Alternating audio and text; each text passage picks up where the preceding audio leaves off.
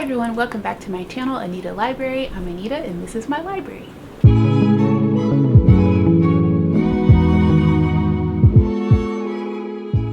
Okay, actually this is obviously not my library, this is my bedroom, but I just wanted to chill.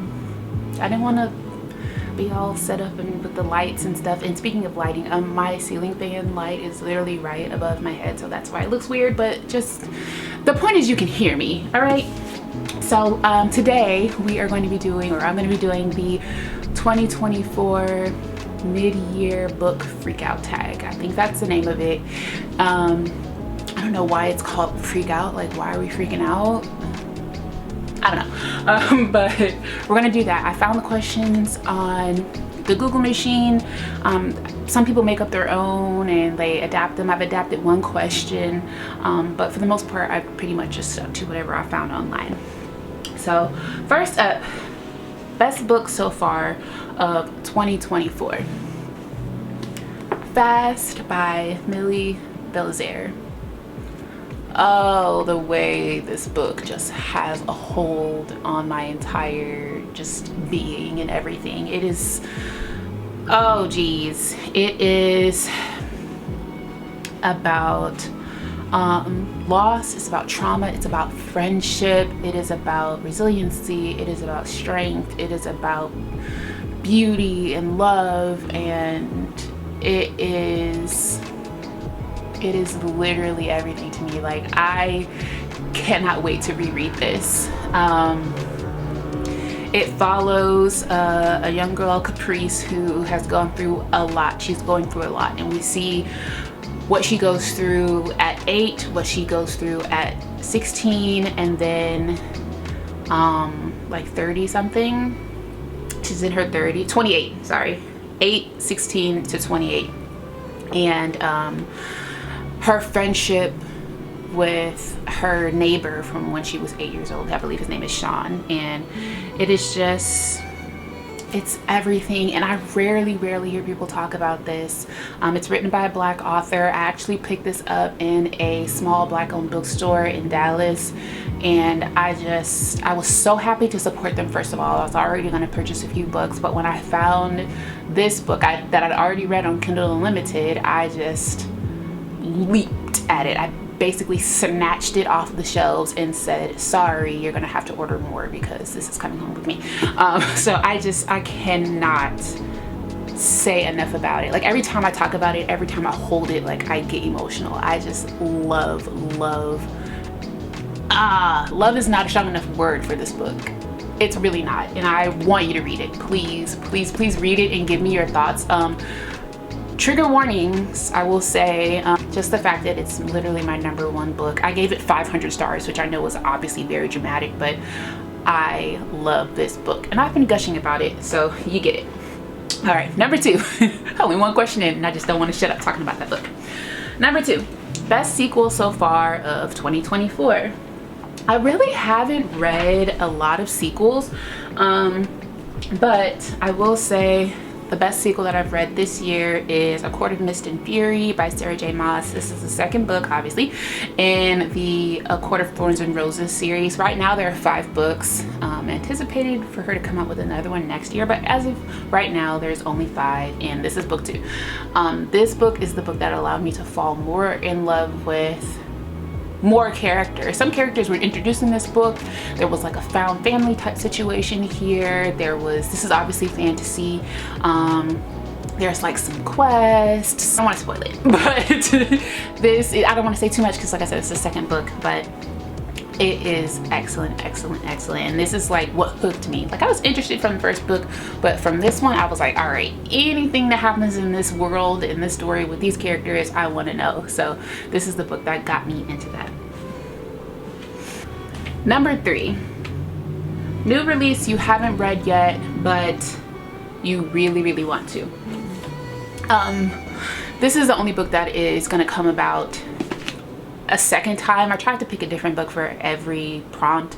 There are some that could have been picked over and over, for example Fast, but this is a new release that I haven't read yet, but I really want to. It is One of Our Kind by Nicola Yoon. This is her first adult novel. Prior to this, she's written a lot of YA books.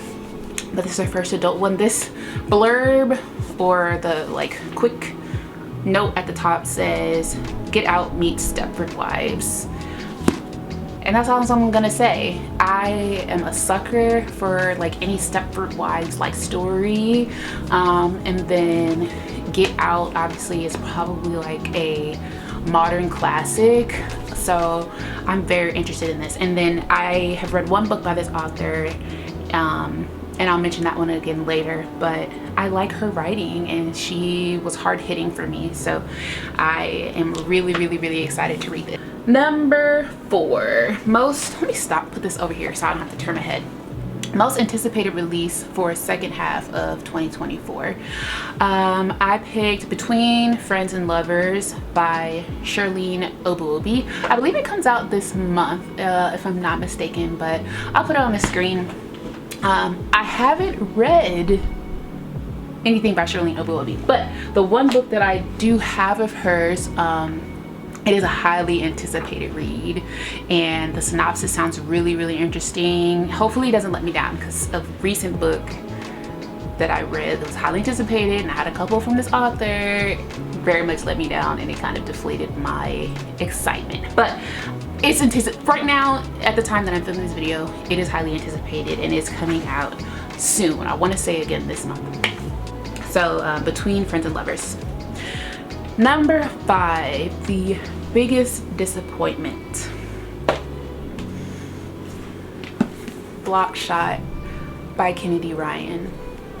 I know of a lot of people that have read the first book in the series. This is a sequel. The series is called the Hoops trilogy from Kennedy Ryan. The first book is Longshot, second is Blockshot, the third is Hookshot.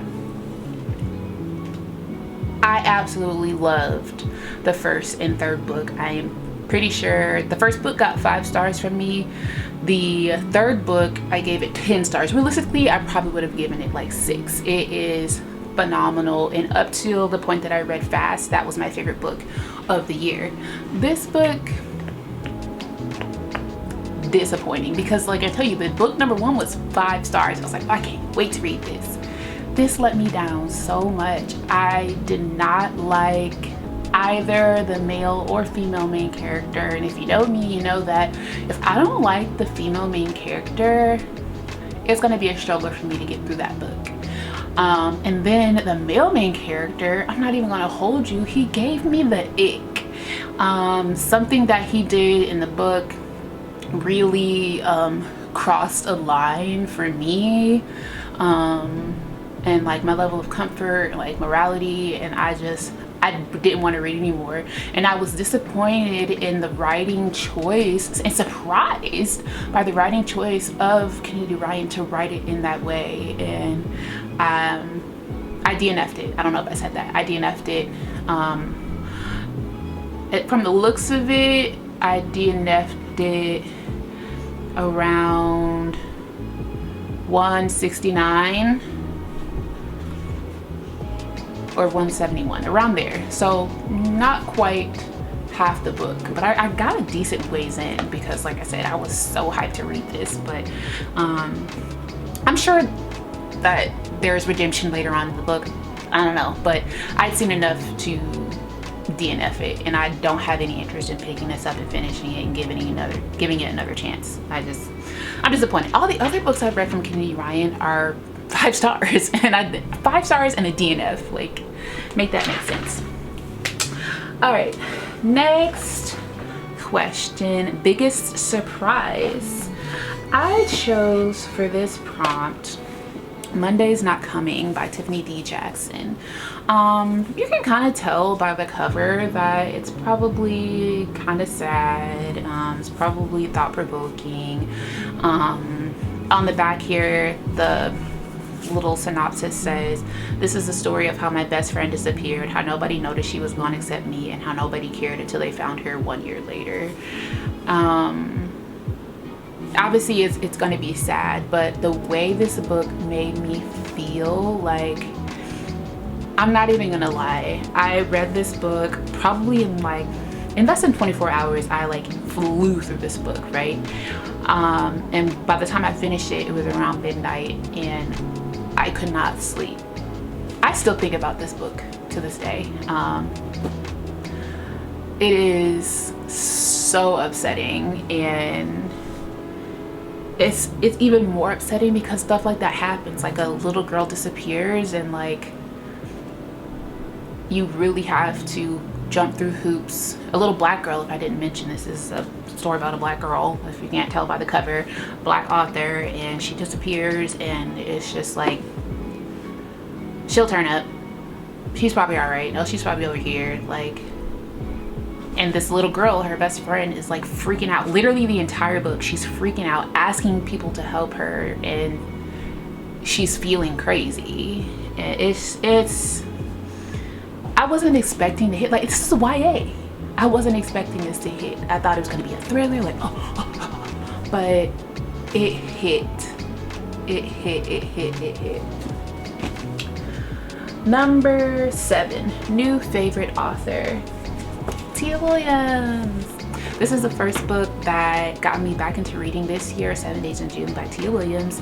I picked her as a new favorite author. I've only read 2 books of hers so far, but she writes so poetically and so unique. Like, ironically, I don't know that I would recommend this or her books for new readers because they're rather rich in language, and they're rich in other themes beyond just like contemporary fiction or romance. They're kind of hard-hitting, but I love that. I love romance books that are more than just romance books, and I have a video on my channel about that. If you haven't watched it, I'll link it. But I absolutely adore her writing style. It's like poetry. It's beautiful. The love that she portrays between characters, be it like friends, family, or romantic, is so like, I feel it. I feel loved. Like, you know what I mean? It's so nice. And I will just read anything. I will read this woman's grocery list, like, so serious. I absolutely love her writing. Okay, the next question is newest fictional crush. And this was tough for me, but I ended up picking, and I'm gonna give you a little backstory. So a book, I won't call it but like frustration or like irritation, I guess, is how a lot of romance books have the male main character be like a billionaire, and that is how, and through him being a billionaire, he's able to like express how much he cares about this woman, and like, because he has access and power and influence and all that stuff, like he's able to just at a dime just do things for her. And I just feel like it's so far removed from reality, and I guess that's kind of the point of books and stuff. But sometimes I want something to feel real. I want it to feel accessible. I want it to feel possible. I want it to remind me of something, and I just feel like I have to suspend disbelief every time, because where am I meeting a billionaire that is going to do all of this stuff to show me that he loves me, and like I'm the only girl in the world. Anywho, all that to say, putting that aside, I did choose a fictional character crush, and I chose Ro Martin from Only for the Week by Natasha Bishop. I chose him as like my fictional crush because he is not rough around the edges. I'm telling about myself. I'm telling. Not rough around the edges, but he is like a manly man, you know, like I feel like he puts together furniture. I feel like he cuts the grass. I feel like he's going to change my oil and replace my brakes and rotors. You feel me? Like, I just, even though he is a billionaire, or maybe just a millionaire. I don't know if he's a billionaire, but he's got endless supplies of money or whatever. But that is not like the forward facing like portrayal of him in this book.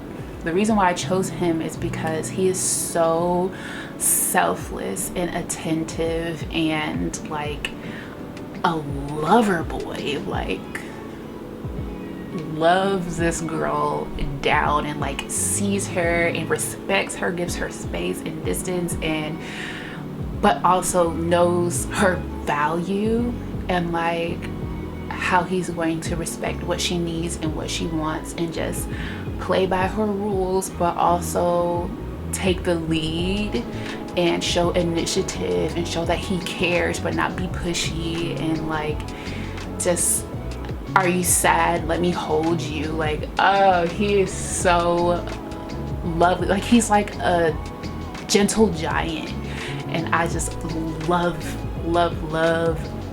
that so much. Yes, he's my favorite fictional crush. Then number 9, newest favorite character. Let me tell you, okay, another book from the Court of Thorns and Roses series, Nesta Archeron. I never thought I would like Nesta. I never thought I would like Nesta. And at the beginning, no, it was the book before this. Even this one too, like she was really making my butt itch. Let me tell you why I like her. Like I said all throughout this video, I love a strong female main character, and I knew she had a strong personality. She had like strong values. Like she is low-key a ride or die, like for those that she loves. Like she will rip your face off if you cross somebody that she loves. Like I knew that already, but she was very off-putting. In this book, I came to know and understand a lot more of her. She's so dimensional. She is loving and she is a woman. Okay, that's all I'm gonna say. She's a woman.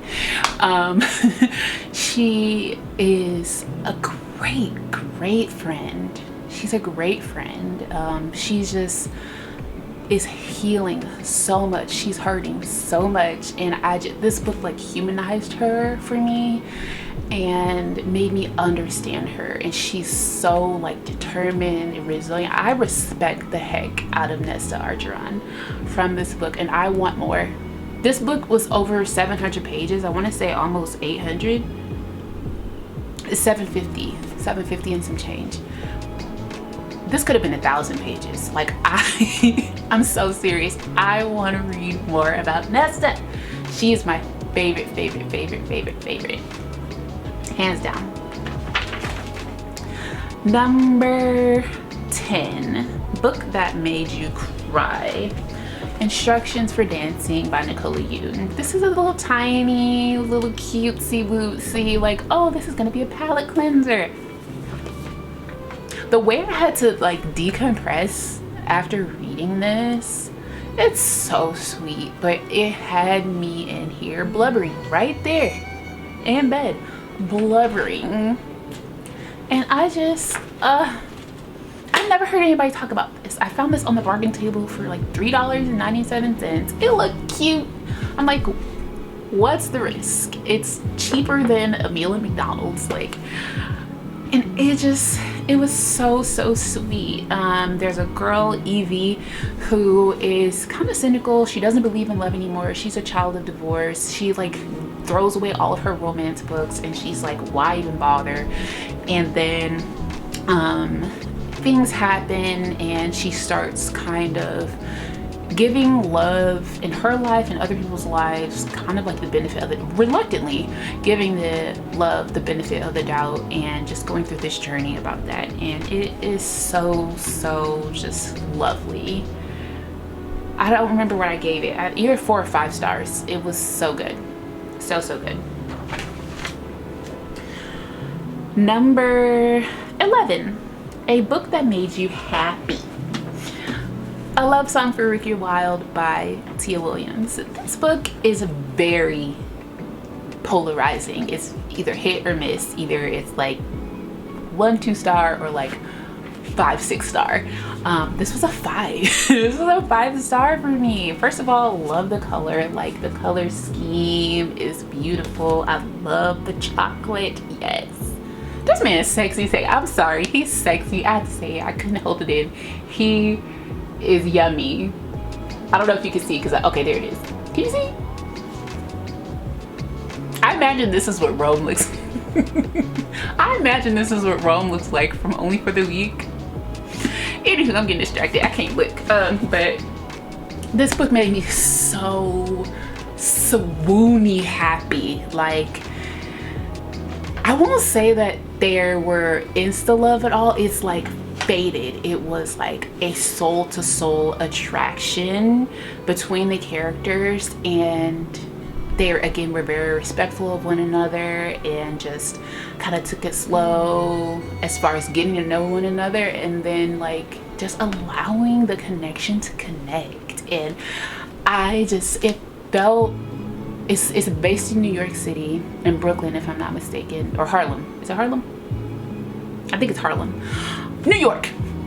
I know that at least. And it felt like 70s, like Harlem, like sepia background. Like, it just feels so cozy. It was so cozy. Oh, it just made me swoon. Like, I feel like I'm wearing a sweater and like fuzzy socks, and just like my person is sitting next to me rubbing my feeties, and I'm watching my favorite show, and I just feel the love in the atmosphere. That is what this book made me feel like.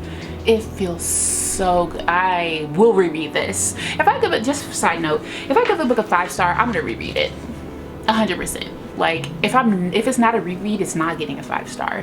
A 4-star is like, oh, that was really, really great. I'll probably read like the sequel. I'll probably definitely read more from this author type deal. But a 5, I will not stop thinking about it. I won't forget how it made me feel. Holding the book will make me feel how I felt reading the book. It's a powerful thing, the 5-star. All right, so next, number 12, favorite book to movie adaptation you've seen so far. So for this one, surprisingly, I haven't read any books that have already been adapted to film this year. I have in the past, like, and I mentioned this in my how to get and stay out of a book slump video.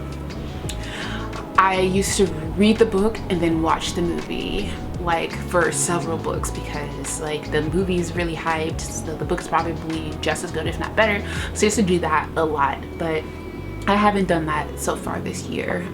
Read a book that has already been adapted into a movie, or that I know of. I might have some on my shelf, like my TBR shelf, but I just haven't gotten to any yet. Number 13. This is the one question that I changed from the question list that I found online. It is favorite post or video that you've made so far in 2024.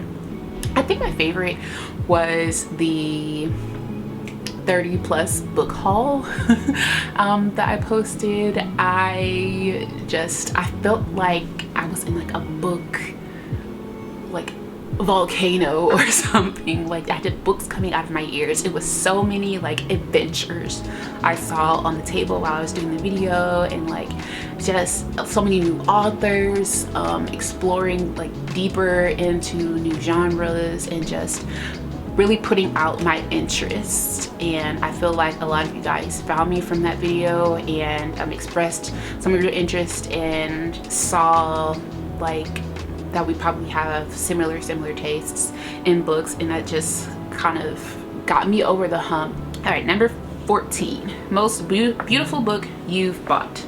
So this is the one that I said will be coming around again.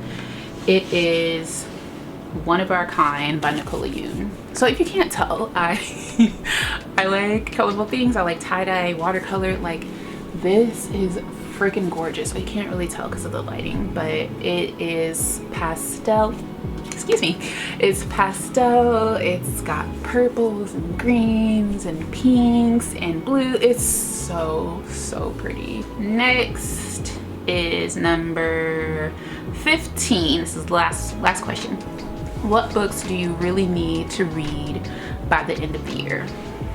All right, so if you guys watched my last video, I think it is the hardest reading challenge you'll ever do, started by QWERTY here on YouTube.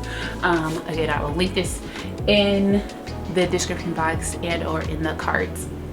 And it is a year-long book challenge. Right now, I only have one thing in mind, one prompt in mind that I want to get done this month. It's not on my TBR officially because I did the TBR jar, but unofficially I do want to get these done. I can't remember the name of the book. Oh, it was One Summer Like This, or a summer so bright as the sun, or something like that. I'll leave it on the screen. And the prompt for the challenge was read a book that is blurbed by 3 authors, and then read a book by those 3 authors that blurbed the book. So that's the book, A Love Like the Sun. That's what it is, A Love Like the Sun by Rhys M. Nielsen.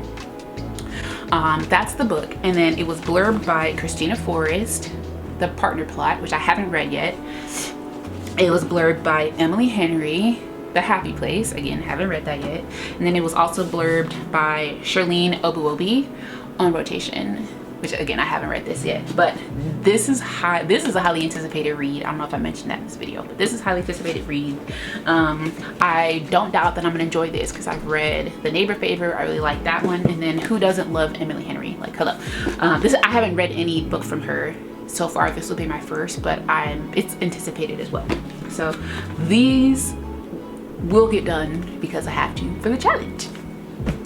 Other than that, I have Scythe. I have been talking about this one since I purchased it, expressing my level of interest in this book. So I really want to read that one. That's part of a series. The Reformatory, I really want to read this. I know it's really heavy hitting. It's kind of thick. I know I'm probably awful for doing it, but I keep renewing it on my Libby because I'm like, no, I want it available when I want to read it. I'm not ready because I feel like this is gonna mess me up, but this will be read this year. The School for Good Mothers by Jessamine Chan.